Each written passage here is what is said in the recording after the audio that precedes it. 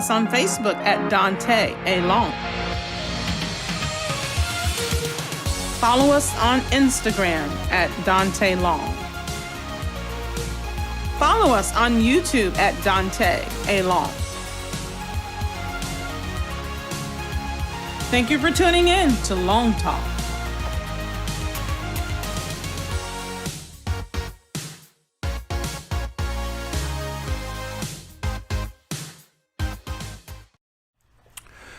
Good evening, family, and welcome to another episode of LongTalk. We're so delighted that you have decided to tune in and join in with us in this most meaningful weekly dialogue.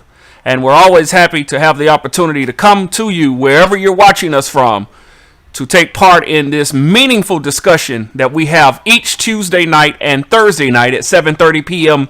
Eastern Standard Time. And so what a joy it is to have you in with us. If this is your first time with us or you're returning, we wish to stay connected with you here at LongTalk. We wish to connect with everyone to have that meaningful discussion that is needed for all of us. And so please, if you don't mind, connect with us by going to the various social media platforms, whether it's on Facebook. If you're on Facebook tonight, please go ahead and like this post and share it, if you will, or perhaps you'll even do a watch party. If you're on Instagram, please go ahead there and follow us at Daunta Long. If you're on Twitter, we're always engaging with our Twitter audience, so please connect with us on Twitter. And lastly, our YouTube community. Over 100 plus individuals are now a part of our YouTube community. And we're so delighted that you've helped us achieve that first goal. So please continue to stay connected with us on YouTube. If you've not gone to our YouTube page, please, you can see all of the content, past and present, there on our YouTube page. Please subscribe and hit that notification bell to stay engaged with us here at LongTalk. And we thank you in advance for connecting with us. Well, tonight we've got a special treat. We've got a long talk for you tonight. If many of you that saw the post, you realize tonight we're going to be continuing in our series of discussions in the middle of the crisis. And tonight we're going to be talking about subjugation, which means to perform an act to try to bound or make sure that no one escapes from, or to place dominance upon, or to place jurisdiction over. And we're going to explore all of those components in tonight's conversation with our special guest. She is a prolific and noted scholar, currently a PhD student. She's just a few days away from us calling her Lady Doctor, perhaps, but she is studying for that PhD. She's also the assistant pastor of one of the historical churches, which is the West Mitchell CME Church, which is right here in the heart of the city of Atlanta, Georgia. She is a political strategist and activist. Many of you may know her. She's worked on many campaigns, and she's been out in the streets, beating the streets.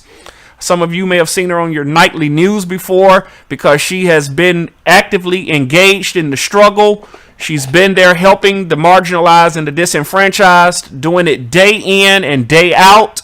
And tonight we're so thankful that she took the time to come and chat with us. So LongTalk audience, please help me welcome our dear sister, the Reverend, the political strategist, Amber Lowe-Woodfork. How you doing tonight, my dear friend? How you doing? I am doing well. Thank you so much for that amazing introduction. I mean, I'm like, who is this person? Oh, come on, Amber. You deserve it. Oh, thank you. You deserve it. For all the hard work that you do, you absolutely deserve it. And much more. We just don't have the time to talk. Yeah, we don't have the time to go on about all of your accolades. So we just wanted to condense them down in a way that persons could get to know who you are. But Amber, the truth is, while you have helped so many and you've been on the front lines representing so many, there are still quite a few people in our LongTalk audience that may not know exactly who you are. Would you take just a few fleeting moments and just introduce yourself to our LongTalk audience? For sure. Well, my name is Amber Lowe-Woodfork. I am an ordained elder in the CME Church. That's a Methodist tradition. I am from Jackson, Mississippi. I've been here in Atlanta for about 8 years now. I moved here to attend seminary at the ITC. So I made this my home after I got married here. And yeah, I mean, I'm a Mississippi girl, you know. And I always talk about my love for the South, especially Mississippi, and how I just want better, you know, for us, and how we just deserve better, right? As black folk in the South. You know, as Outkast, you know, once said, the South got something to say, right? Or Andre 3000 said that, right? He sure did. And so, yeah. Put Atlanta on the map with that statement that night at the award show. He did. Yeah, absolutely. He definitely did. Yeah. So I'm currently in pursuit, as you said, Daunta, of a PhD at Clark Atlanta University, studying English literature. My background is in literature. My BA from Ole Miss. And I'm studying the intersections of Afrofuturism and theology and Black literature. Ooh, fun stuff. Absolutely. Yeah. Absolutely. Yeah. So, yeah. I mean, I've lived, like I say, I've lived and worked here for about 8 years now. So Atlanta is home now, but Mississippi that's where my heart is. Sure. And Amber, I remember when our paths first crossed. You were working with the New Georgia Project, helping many individuals whose names had been removed from the voter registry, and you were helping many clergy recognize that just disgusting act that had been done by the Secretary of State at that time and now Governor of Georgia. And you were working so diligently with the religious community, and that's when I met you, because you were really diligent about connecting, as you said in your introduction, helping people here in the South. Yeah. No fancy way to really phrase that up, but you have been so vital in helping political movements and helping religious leaders and just making sure that you get the information out. And I applaud you for that. And I ask you again, why have you gone through so great lengths to help disseminate meaningful information to those who may not know it? Yeah, I mean, it's my duty. It's our duty, right? If we live in a country, in a society, as citizens, it's our duty to ensure that, you know, people are educated. And education goes beyond, you know, books and school, right? Education also comes by way of civics and politics. Yeah. And knowing that as a citizen, you have a voice, right? You have the right, you know, to do various things. And whenever the powers that be abuse their power and you know, infringe upon your rights, you know, it's my responsibility as a faith leader, as a citizen, as a person, to ensure that people have, you know, representation, people have voices, people have agency over their lives, that people have advocates for them, fighting for them, right? So I mean, it's an obligation, you know.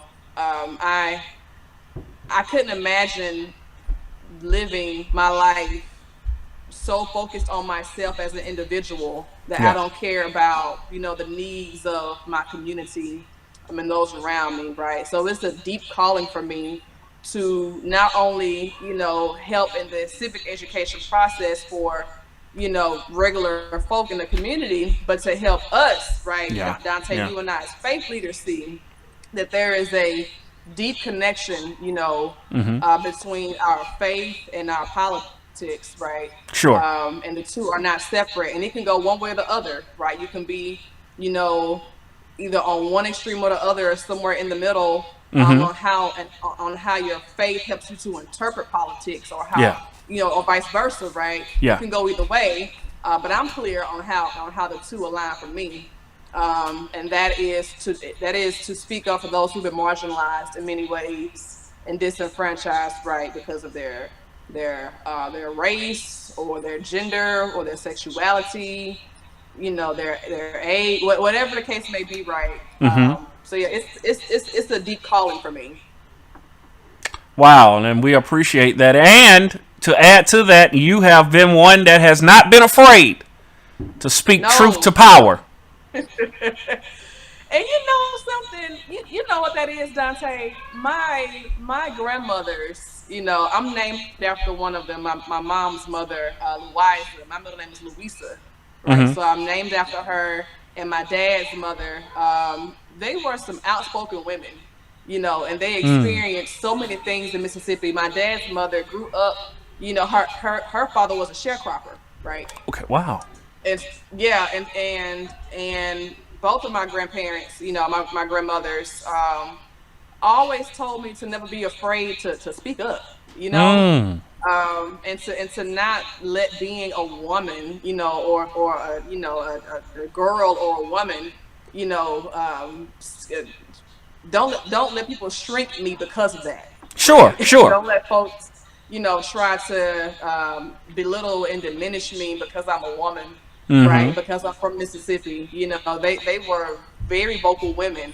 They both passed away in the same year in 2017, just months apart, and I was devastated. But they both, because they were so vocal and just so active and just so present in so many ways. I'm just like, I know no other way to be because of them.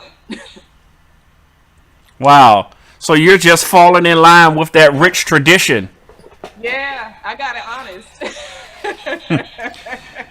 Well, let me say this. While we talk about the rich tradition, one of the reasons why I wanted to bring you on tonight was to talk about this whole ideology of just falling in line, right? Yeah, do what you're supposed to do, or you know what to do, or do this because I said so. These idioms that are used many times to continue to marginalize. And Amber, you know as well as I know, a lot of people will use the weight of the Bible to try to substantiate these claims. You hear stuff like servants, obey your masters,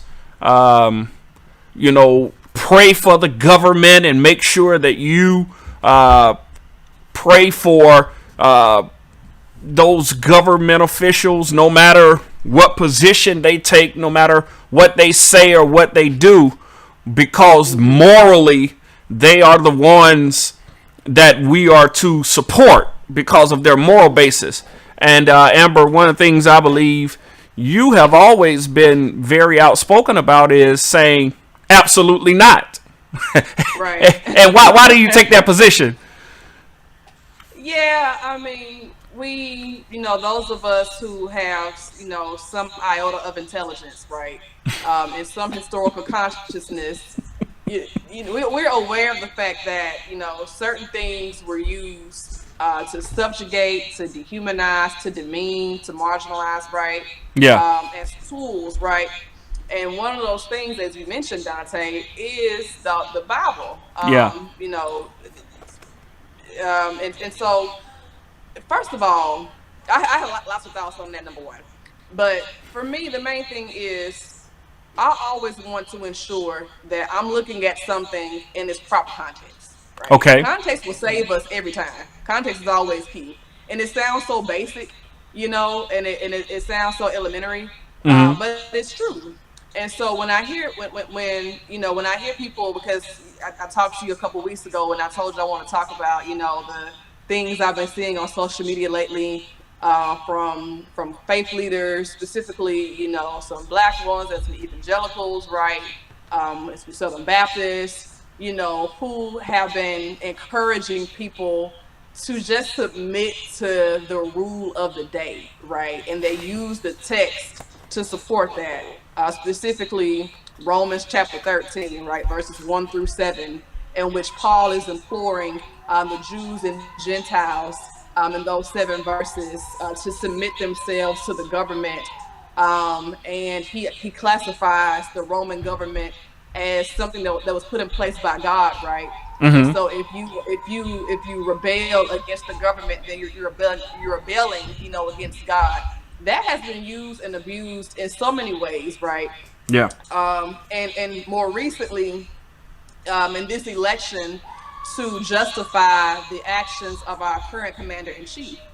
But Yeah. like I say, before we get to appropriating the biblical text in any sacred text, right? Mm-hmm. Whether it's the Quran or whatever, right? The Veda, before we get to appropriating any sacred text, the first step is to always look at it in context.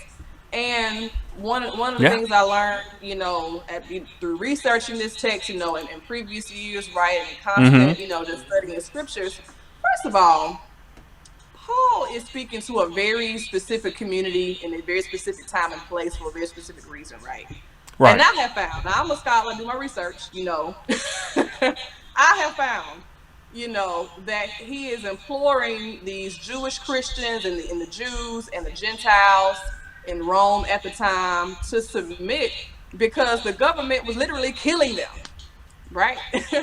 the Roman Empire was on a crusade to kill and to persecute anyone associated with Jesus, right? Correct. Anyone who aligned themselves, and identified themselves as followers of the way, because he was so subversive, right? Because Jesus was so subversive, because he was seen as an insurrectionist, right? As a rebel, because he was seen as one who tried to overthrow the government, even, right? The government is then after everyone who aligns themselves with Jesus, and Wow. that could be, his own native Jews, right? His Right. own people. That could be, the Jewish Christians. That can be Gentiles who are converting into the faith, right? Right. A good example. This is why the male disciples, in the Passion narratives, why they flee the scene, because they knew that being a male and associated with Jesus could get them killed, just as he was crucified, right? Mm-hmm. For speaking out against the oppression and the systemic ills that were wielded against, those who Rome had colonized, which included these people, right? Sure. And so Paul is trying to, in my understanding of the text, in the context behind the text, Daunta, Paul is trying to get them to figure out, okay, ways to survive, right? Strategies for survival. And one way to survive, now I don't necessarily agree with it in our, context, right? Because things have changed and we know better. But Paul was essentially telling them, to endure, to accommodate, right? Don't make too much noise. Don't get yourself killed by being so out here and so vocal in such a way that you're putting a target on your back. Yes, we can form our churches, and yes, we can have our house churches and we can evangelize, right? But don't make too much noise because they out here killing people. Yeah. That's what I found. And so when I see that text abused in such a way to beat people into submission to government, it's disgusting to me, because the government can do so many evil things, right? We see it right now in Trump's America. I mean, you're separating kids, at the border from their parents. You mishandle, the pandemic, right? You're not condoning you're not condemning white supremacists. You're putting, travel bans in your early days, right? On Muslim countries. Right, I mean, it's a whole litany of infractions, right, of evils that we have seen just in the past 4 years. Sure. Yeah. And people are using this as a ploy to make you just, oh my goodness, don't say nothing, don't do nothing, just go with the status quo, right? For sure. And one of them, you of agency. God gave us agency, right? Yeah. I gotta be honest, I've got into some heated discussions with religious leaders about this, because I'm always saying, on one hand, you say that they are morally correct, but on the other hand, I'm watching how they are really widening the gap of those who are marginalized and disenfranchised. And what do you mean by that? One of the things that really struck a nerve with me is years ago, we were celebrating one of our leaders, political leaders. Oh, he's a good Christian. He's a Sunday school teacher. But when it was that the president was sending food and particularly, and I don't say this to frown upon anybody, but he was sending juice and vegetables and milk to those that needed SNAP, right? Mm-hmm. And this Christian governor refused it. And I'm thinking, how in the world can you call yourself a leader in the church, a Sunday school teacher? Have you never read the scripture? When I was hungry, you did not feed me, right? Mm-hmm. Mm-hmm. And Amber, I'm always just mesmerized that we are told, hey, listen, they love God. They're a local Sunday school teacher. They're Bible class, or I go to church, or I stand up with a Bible, right? Yeah. Therefore, Daunta Long, support them. Mm-hmm. Where do we get that ideology from? Yeah, I'm always skeptical of people and hesitant when I hear folks say, especially, I'm just going to be frank, especially when it comes to white Southerners, I'm always kind of hesitant when I hear them say that they're Christian, because my question then is, okay, which Jesus, do you adhere to, right? How do you believe God, right? What have you constructed God to be in your mind? And if your God is not the God of the text that cares about the liberation of those, who've been subject to, the toils and snares of empires, right? If your Jesus is not one, who said that, the Spirit of God is upon me and has anointed me to preach good news to the poor and bring sight to the blind and all this and that, right? If your Jesus is not one who, like you say, in Matthew 25, questions, people's actions when they see people in need and hungry and starving and homeless and incarcerated, right? And you didn't practice care and love and you didn't see to it that the systems that put these things in place are torn down. If you're not talking about that God and that Jesus, we ain't talking about nothing. I'm trying to figure out which Jesus are we talking about, right? Yeah, and I mean it's God and Jesus, have gone through a long process of what's called depoliticization, right? We have depoliticized and whitewashed the idea of God and especially Jesus, right? Because it's a long history in this, and I'm not going to try to recount the whole thing tonight. Right? We'll be on here all night, But it's long story short, Empire found a way, to take this and use it as a tool of war, right? To take this and say, okay, how can we use this religion, for our own personal, individual, political gain that has nothing to do with tearing down systems and walls of oppression, right? I mean, it's so insidious, how corrupt and how we can really, and it's so insidious how we can corrupt things, right? Yeah. And twist them for our own personal gain. Sure.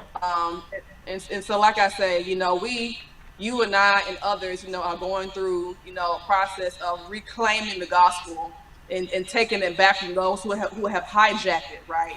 And Amber, I hate to cut you off, but I just thought about something. This insidious behavior, when you say gain, many times are you also implying that it has monetarily gain? For sure. Oh, for sure. I mean, we see it in our own, recent history, because enslavement wasn't that long ago, right? In the grand scheme of the world, it wasn't that long ago. So, one way that empires, made money was through the trading of black bodies, right, of black flesh. And one way that they, that these empires and that these people and these slaveholders, beat people into submission and ensure that they continue to profit monetarily and build the entire modern world off of black backs and black bodies was through the depoliticization, right? The whitewashing, the dilution, of the text. And again, the text there are some things in the text that are problematic, right? That we need to talk back to and critique and and maybe throw away, right? But the overall idea, when you go back and look in the Old Testament and the tradition of the prophets, right?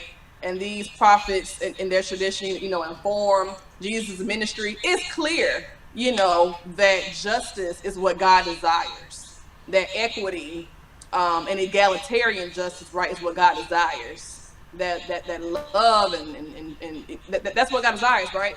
Like I said, there are some conflicting, does God want me to get rich, or does God want everybody to have a piece of the quality of life, right? Exactly. I mean, it's not just about you and yours and you and your family and you and your pocketbook, right? I mean, it's about everyone, like you say, living in community and having equal access to things, right? I mean, there are texts that support that. I mean, in Acts, right? The believers, when they were first, forming the early church, they shared and had everything in common, right? Which means that everyone made sure that no one in the community went without, right? Okay. And so, yeah, it's... And so, Amber, I hate to cut you off again, but you really got me going here tonight. Just take it lying down, right? You said what now? Just take it lying down. Shh, don't say nothing, Amber. Why are you on this live tonight, right? What are you trying to stir up? Especially on a night where people are expecting so much more unrest. Here we are tonight talking about we are no longer going to use the authority of Scripture to try to sway opinion, to try to dominate culture, right? Mm-hmm. Is that what you're saying tonight? Yeah, for sure. I mean, I think that, and I'm in the text, right? I think that, based on the biblical text and other sacred texts, right, and just based on my personal worldview, just based on that alone, I think we are all called to civil disobedience when necessary, right? I think we are all called, to using our voices. I think we all have agency, and that we don't have to accept anything, right? So, I mean, I don't understand. And let me say this, Paul says in the letter to the Romans in 13th chapter, that the government, is what? Let me read it. I don't want to get it wrong. I don't want to say it wrong. He says, okay. Yes, in the first verse in chapter 13, he says, "Let every person be subject to the government."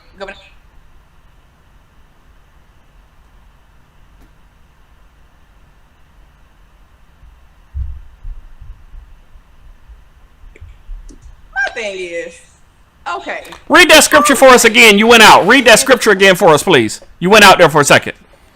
I'm sorry. Can you hear me again? There you go. We got you. Okay, yeah, my phone was ringing. I'm sorry. I had okay. to call. Whoever's calling you, tell them you're on the live. You're on LongTalk. Yeah. Call back. Unless it's, an emergency, of course. but please read it again for us if you don't mind. Right. The first verse in chapter 13, it says, "Let every person be subject to the governing authorities, for there is no authority except from God, and those authorities that exist have been instituted by God."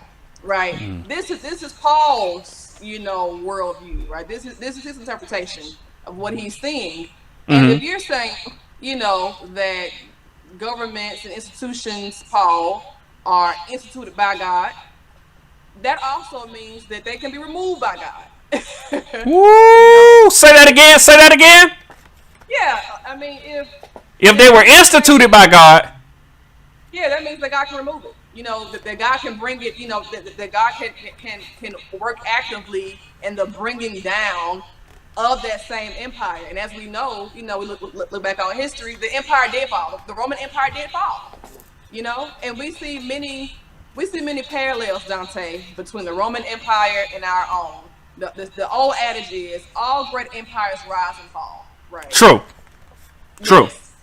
And I have for a while now, and many others, it's not just me, many others for a while now have seen striking, parallels between the activities of the Roman Empire in its decline, how it declined, in comparison to how I believe we are declining as well.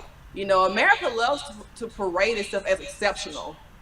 And it loves to parade itself as, breathed on by God's breath and founded, by God's chosen, pilgrims and wanderers, right? It's the shining city on the hill. It's the moral beacon of light for the world, I mean, we spew this even still today, like Mike Pence just said it, right, a couple of weeks ago in the debate against Kamala Harris.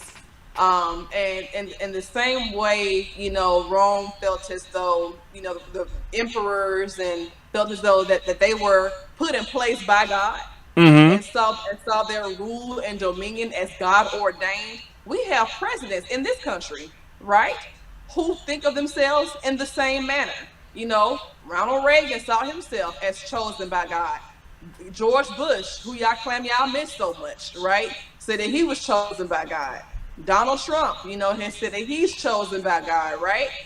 And so, and we got so many religious leaders, Amber, that say it's God's will for him to stay right where he is, right? And it could, something, it could very well be.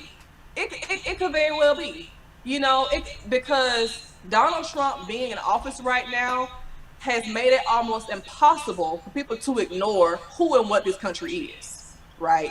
For so long, people have believed the myth, of America's exceptionalism, right? For so long, people have turned blind eyes to the embedded racism that's not an accident, right? It's not a mistake when we see, incidents of racism, like, oh, that was just that one incident. It's not indicative of, this country's fabric, its DNA. Yes, it is, right? And so Trump being in office has awakened people, white folk who, have had their blinders on for most of their lives. I am seeing and hearing them say, I'm sorry. I've been asleep. I have used my privilege to insulate me from the ways in which this country has done violence against people abroad and at home, right? And that this violence never goes away. It finds a way to reinvent itself every generation, right? Every decade. Yeah. And so I think that on one hand, it may have been God's will, for us to have a Donald Trump. Because again, this country cannot go back. We cannot act like this didn't happen. We cannot act like what we have seen these last 4 years did not happen. And so whether or not, he'll get another 4 years, I don't know, we'll see. But I know one thing. I think that God has been present this whole time. God has been active this whole time and waking people up and stirring up revolution, right? And pushing people and firing them up to be on the right side of history and to be on the right side of justice, right? And so, I mean, it's a very nuanced, kind of, conversation. Amber, I want to ask you something. I've saw a lot of memes that God many times goes to sleep. Or God, matter of fact, I'll tell you exactly what I saw some time ago. God was asleep during the 400 years that we were in subjugation to white supremacy, that we know as slavery, right? Yeah. Is it possible? Do you believe God's been asleep these last 4 years in this, what I call time of subjugation, where, and I'm calling it subjugation, put it in context, because so many of these mainline evangelical preachers and whatever are saying to us, this is God's will, support it, make sure that you pray for it and honor it even if it is a part of the violence that's being perpetrated, even if it is a part of the help that is being removed from those that are totally disenfranchised and marginalized, even if it is the one that is causing your people not to gain equitable rights, housing, monies, loans, etc., etc., etc. Has God been asleep, or do you believe God's been awake and allowing this to happen? You know what? That's a question I struggle with. So, I'm adjunct professor this semester at ITC, right? So, Dr. Riggins Earl, who's a professor of theology and ethics. Sure. And so he's on research leave right now. And so I've been co-teaching his ethics and society class, right, on Christian ethics and ethicists. And so one of the students in the class, shout out to Brenton Cox. What's up, Brenton? Brenton's presentation for his midterm was focused on that, right? On that theological, and ethical dilemma, what it means to think of God being asleep for centuries and centuries. Okay. And so it was some pushback in class, right? But I reminded them that, in the biblical text, in the Old Testament, that there's a time where the text says, the prophet says, right, that God was indeed asleep. Yeah. not asleep, but silent, right? God was silent, rather, for centuries. And the people, have been crying out, to hear from God and for God to intervene and for God to reveal God's stuff, right? And the people interpreted their lack of direction and knowing, what to do in their government, right? And knowing what to do theologically. They interpreted that, as God being, silent, absent, sleep, right? So, I don't have a concrete yes or no answer to that, but I get the struggle, because if God, in the text, if God's a God of justice, and if in Exodus, it says that the ears, that the cries of the oppressed, reach God after, hundreds of years, by the way, some time had gone by. Okay. Even in that text, some time had gone by. And it says that, the oppression of the Hebrews had gotten so, so difficult and so unbearing, or so unbearable, that their cries had reached the ears of the Lord, and so God intervened in human history, right? So we have several examples of God, possibly being inactive and not fully inserting God's self into human history. At the same time, though, again, we have agency. Humans can act. We can be tools for our own liberation. Yeah. We don't always have to wait on God to do everything. God gave us faculties of reason, right? God gave us intellect. God gave us wisdom. God gave us, all that we have, right? And sure. So, at our disposal.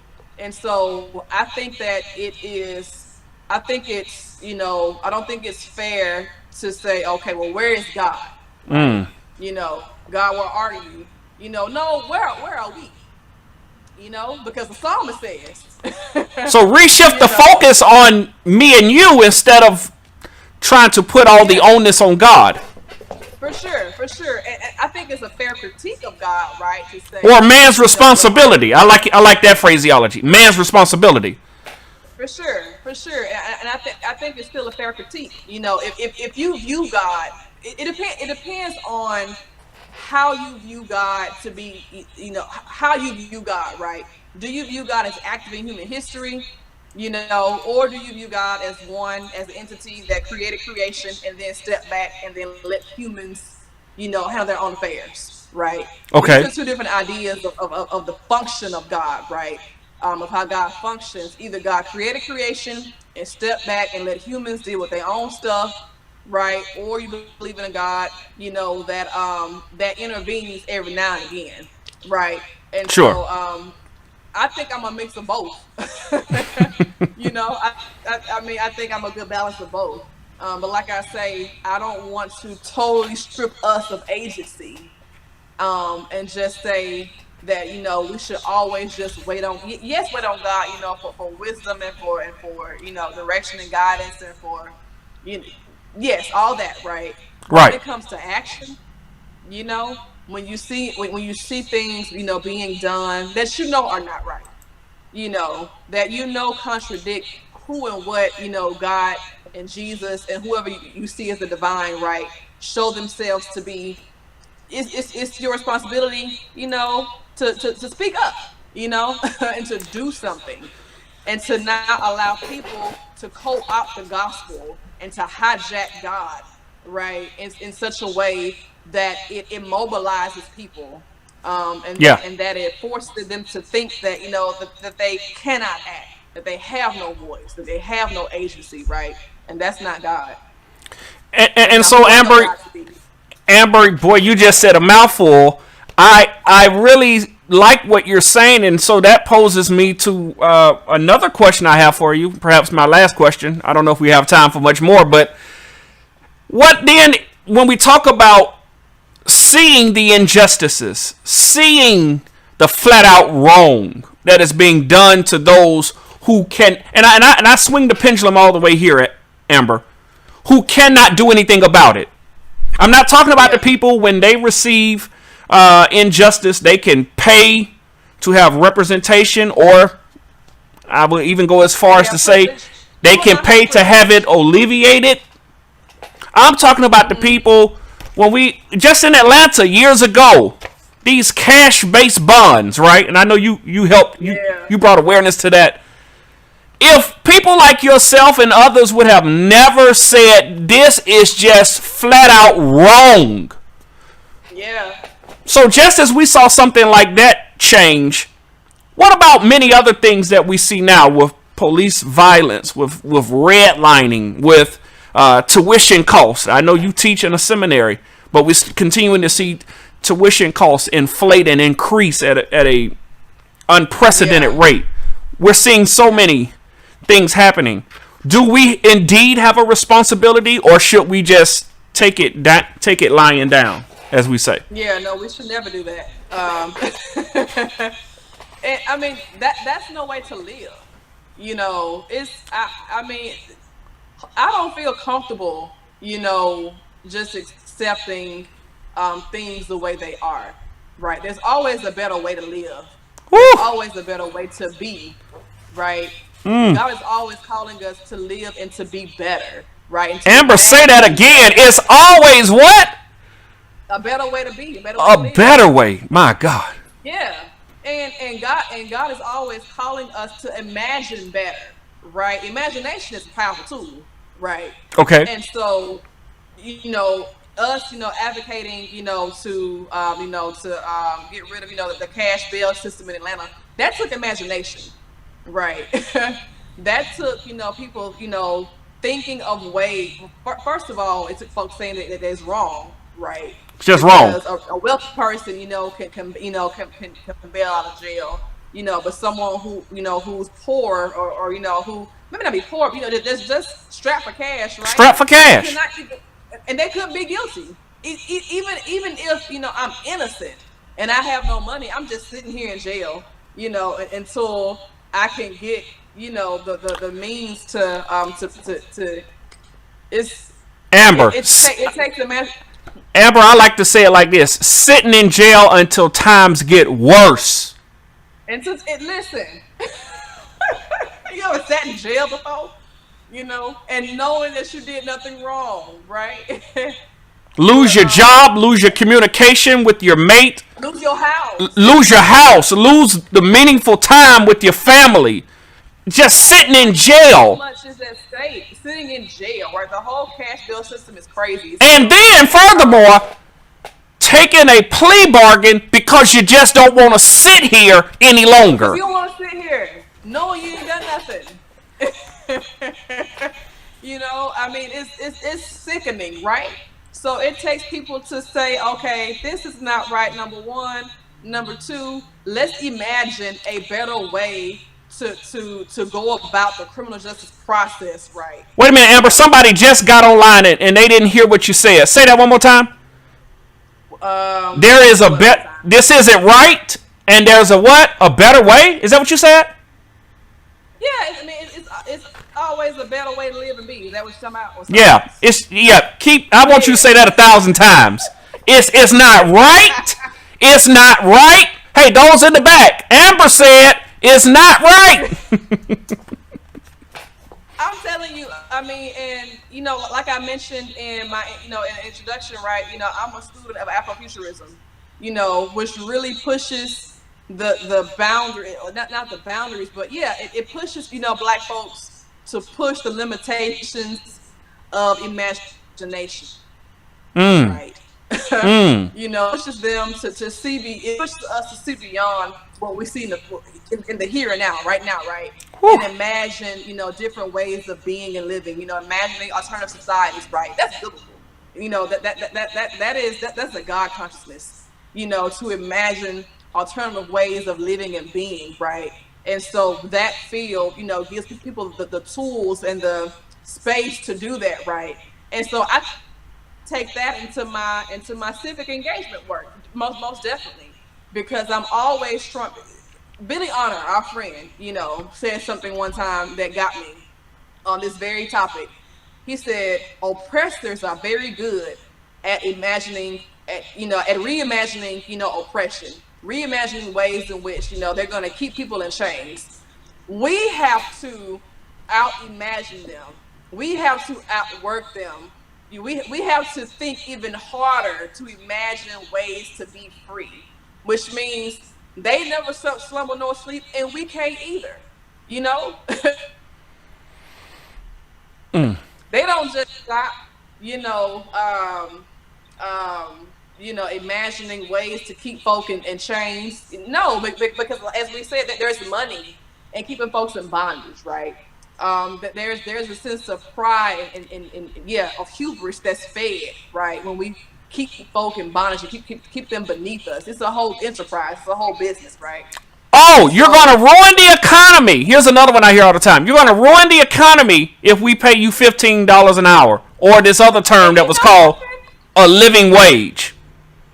And you know something, Dante? When people say stuff like that, I am so glad that Citibank, CITI Bank, right, in September of this year, published the bankers and the economists, right, the economists rather, um, were that were paid by Citibank, to conduct research on inequity, on racial inequities and disparities, right, in this country. Do Okay. you know how much money it costs this country to maintain white supremacy and racism? How? Trillions of dollars every year. Trillions. This country could be so far advanced, so more advanced, right? If it would just recognize Black and brown folk as human and treat them as such. And so it goes through, how Black people are denied, business loans and access to higher education, and monies to support, their businesses and education the same ways that their white counterparts are, right? It goes through all these different, it's like 100 and something page document, right? That goes Amber, through Amber, stuff. Amber, Amber. Oh, God. This country is Yeah. driven by small businesses. And we realize that Yes. less than 30% of all small businesses are owned by African Americans. Right. We claim we are. We claim we like small businesses, right? But I mean, again, this is the insidiousness of white supremacy. You would rather lose trillions of dollars every year, than to invest in Black people. That's evil. Say it again, that's what? Evil. Evil. Yes, that is so demonic. It's demonic. It's satanic, right? That you would rather lose trillions of dollars every year, right? Not once every other year, not every 10, every year. This is what you're losing because you don't want to invest in the humanizing, right, of Black and brown people. That's a problem, and it's our responsibility, Dante, to imagine, something better, right? To say, okay, this country, you know, it's not meant for us, and they don't want us here, and they're gonna do everything that they can to keep us from being our whole full selves that God made us to be. You know, how who what are we gonna look like in the future, right? If we are this depleted right now, you know, of resources, you know, how we going? What does it look like to be black in the future? You know. Whoa, that's a whole nother long talk by itself, Amber. Long talk. That's a whole nother one. My Yeah, God. I mean, it's so troubling. But one thing about black folks, Dante, is that we have something called hope. You know, we have imagination. We also have hope. You know, and what gets us up in the morning, you know, is the hope that, you know, things gonna get better. You know, it's the hope that, you know, the sacrifices that those who came before us that they made, you know, will pay off, and they have paid off, you know, in some aspects, right? They've definitely paid off, right? Amber, I think about 3 generations ago, those sharecroppers were just hoping that their kids would not have to be out in the fields. And then the next generation just hoping that they could have their own place to live. And then the next generation, if we could just get them kids to school to get a good education. And look at us now. Yeah, because many generations many of our forefathers simply had imagination for something better. For sure. I mean, a source I go to when I think about the imagination of our ancestors is spirituals. You know, you look at the lyrics of Negro spirit, you know, of slave songs, right? These people are imagining different ways. These people have never known freedom. You know, it was stripped from them. You know, they have no consciousness. You know, of what it was like to live freely in their previous, you know, societies, right? You know, or as freely as they could, you know, because there are still, you know, issues and sure. It's a whole other conversation, right? Oh, another one. But when it comes to this, though, you know, these people don't know freedom. You know, never been up north to Canada. You know, but what they have, though, you know, is a consciousness that tells them, a God consciousness, right? That told them that this is not it. This world that you see right here, this existence that you see right here, how you are living every day here, this is not it. This ain't it. Not the totality of your existence, right? There is more, you know, and they pursued that, right? Even though they had never seen it, tasted it, felt it, smelled it, right? You know, they imagined it. You know, and like I said, we still have leaps and bounds to go, because this ain't it. You know, my husband and I, we own a home. You own a home, I'm sure. Yeah. Right? You know, we live in Atlanta. You know, we can move about freely in this city. This isn't just it. You know, there's even more than this. Yeah. Yeah. I mean, so, you know, we can never get so comfortable, Dante, into believing that we've arrived. The oppressor. We've arrived. Yeah. Right? We can never think that get so content in the thought that, you know, the oppressor never sleeps. Number one, and number two, that we've arrived. You know, neither are true. You know, and it's tiring. You know, to always be on guard, for sure. You know, but I think about, you know, what would happen if, hold on, Miss Chris, get down. Sorry. You're all right. Listen, I have a mini bookshelf like near our front door, and so she was like climbing all up my bookshelf. Ma'am, sit down. Many of my animal owners, they know all about it. Yeah. Oh my gosh, she's crazy.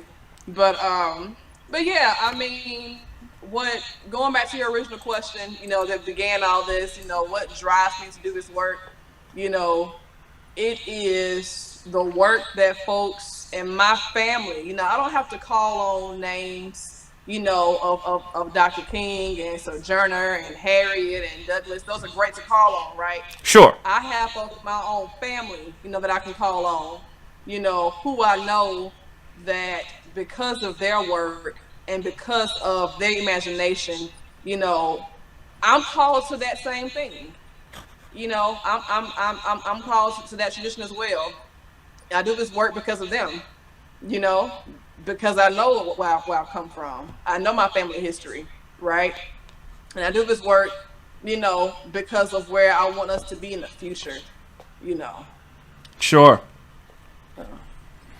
One of our comments on Facebook just wrote this debt that you talked about that accrues by keeping black folks in bondage. It's not designed to be paid off, right? No, it's not. Ooh. No, it's not. They want to pass that down to our children. Exactly. And to our grandchildren. Exactly. And it is not just a monetary debt, right? Okay. It's a spiritual debt too. What you're also passing down, is this idea that you lazy. You don't want better. And that's why you and your people are in the ship that you're in. It's your fault, right? And so you're passing that down too. That's a curse. That's also a generational curse as well as being passed down. So the debt isn't just monetary, right? It's mental. It's spiritual. And yeah, when I read that, I'm reading through it. Because like I say, it's very long. Sure. But if you Google Citibank study on the cost of inequity, right, or the cost of racism, okay, right, you'll see it. It was published in September, this year, and I am still, because we've said that there's money to be made off of black subjugation. How do you reconcile that with the money you're losing, because of black subjugation, right? That's crazy. Yeah, this place is a walking contradiction. And yeah, I don't want, future generations of ours to inherit this. Whatever this is.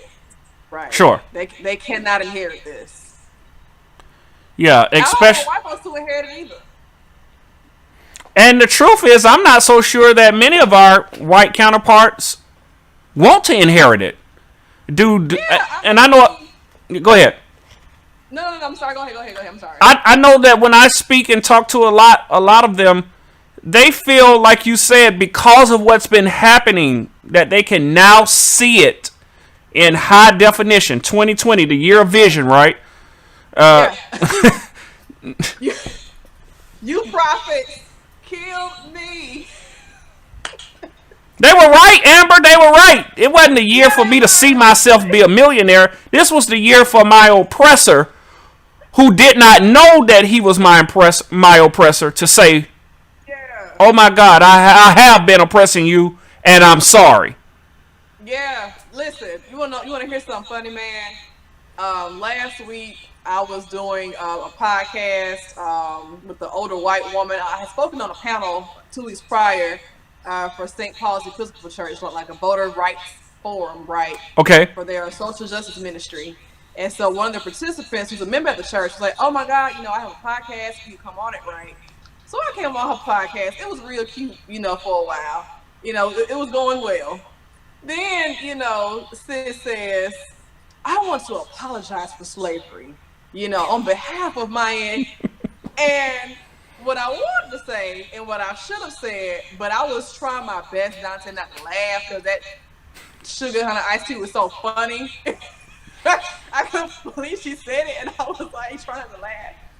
What I want to say, what I should have said is, the way you can apologize is to advocate for reparations. Right. I mean, because if your slave owning ancestors, receive reparations after, the Emancipation Proclamation was issued, and slavery was abolished, right? If they receive reparations for losing property, and thereby losing money, the black folk, who worked for centuries and built this, modern economy, fight for us to receive reparations. That's your apology, ma'am. That thing took me. I was almost on the floor laughing. I had to like lean over like this for a second. And like I dropped something. So that you wouldn't. So I wouldn't laugh because it was so. She was like, "I apologize. I am so sorry." Just as sincere as she could possibly be. Yeah, and I was like, "Thank you." But what I appreciate is, you lobbying on the Senate floor, right? you calling your U.S. senator, and your representatives, right, to advocate for reparations. I'd appreciate that. Yeah. Beautiful. Stop redrawing these districts according to their political gain. That's correct. And Democrats do it too. Yeah.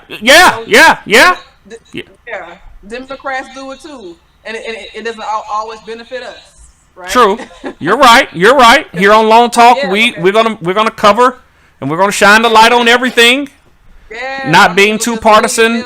Yeah, many of them are beholden to their donors and their corporate donors, right? Sure. And these folks, don't care about black liberation. They claim to be liberal, and claim to be about liberation, right? But at the end of the day, you still care about, your bottom line. And never ours. Never ours. One report said that every other ethnic group has received some form of reparations, whether it's property, money, tax breaks, or something, except for black folks. Yeah, and there are many reasons as to why that is. I think that, black folks have not received reparations because, number one, it may very well bankrupt this country. Number one. Yeah. Number two, that means that you have to get over something called pride, right? And admit, what was done, and not what was done, but what continues to be done. Is wrong. Because like I said, in the beginning, racism and white supremacy reinvents itself every decade, right? People find new ways to oppress black folk all the time. There's a great book by Ruha Benjamin called Race After Technology, right? And she comes up with this new thing, this concept, or she coins this concept as the new Jim Code, not the new Jim Crow, right? Like Michelle writing in her book about the legal system, she calls it the new Jim Code, CODE, in which people, who are coders, who work in tech, how their biases and their racist assumptions make their way into algorithms in search engines and technology and artificial intelligence. And that's another way, to further dehumanize black people. Right? Just watched a documentary on that last Thursday. That's a whole nother conversation. It's called Hacked. Billions of dollars that are infused in preying on those who they feel they can easily manipulate, and that translates into voting and public policy. Yeah, exactly. I can get you to agree with me if I show you that I'm right and you need me, right? Yes. And Daunta, corporations make money off of this. So whenever you see sponsored ads, right, in search engines, they make money off of, the ways in which, things are coded online, right? Like the algorithms. Sure. And I don't want people to think, oh my God, Amber, algorithms are not machines tucked away in back rooms. It's data scientists that employ their own biases into how things happen. Oh my God, Amber, we got to have a part 2 to this LongTalk. Yeah, I mean, there's another book, real quick called Algorithms of Oppression, right? And the author of this book, right? I think back in like 2010 or 12, right, some time ago, she was at a conference, and a friend of hers, who's a professor at Georgia Tech, I can't think of his name right now. I think of him in a minute, but he teaches at Georgia Tech. He told her at a conference they were going to about like humanities, like something or whatever, right? To Google black girls and see what comes up in the search engine. And what came up was porn. Which means that someone intentionally coded black girls to yield results that, were pornographic, right? And so the image that comes to mind then when folk will Google black girls, is highly sexualized, which feeds into the idea that black women are hypersexualized, right? And that we're objects of sexual, pleasure for whoever, right? It feeds into the sexist, misogynistic, right, stereotypes about black women. And when you Google black men, what would come up, was black men, who were thug, quote unquote, right? All professional hairstyles. What would come up is white folks with straight hair, unprofessional hairstyles, black folk with naturals like myself, and locks, right? Mm-hmm. Someone coded these things intentionally to yield these results, right? Someone or some group. Or some group, exactly. Because one time, what I further learned last week, there are pockets of groups of what they call these data scientists that collaborate extensively for these things to and they nesticize this all across the diaspora. Again, like I said earlier, to affect public policy, to bring about civil disruption for their gain and not the people who are even doing the fighting. Did Trump win? We'll talk about that later, Amber. we gonna deal with that later tonight. We'll come back on and talk about that later. I'm sure it ain't being called right now. Maybe I'm reading something wrong. Somebody texting me something right now. I don't know. Okay. We'll deal.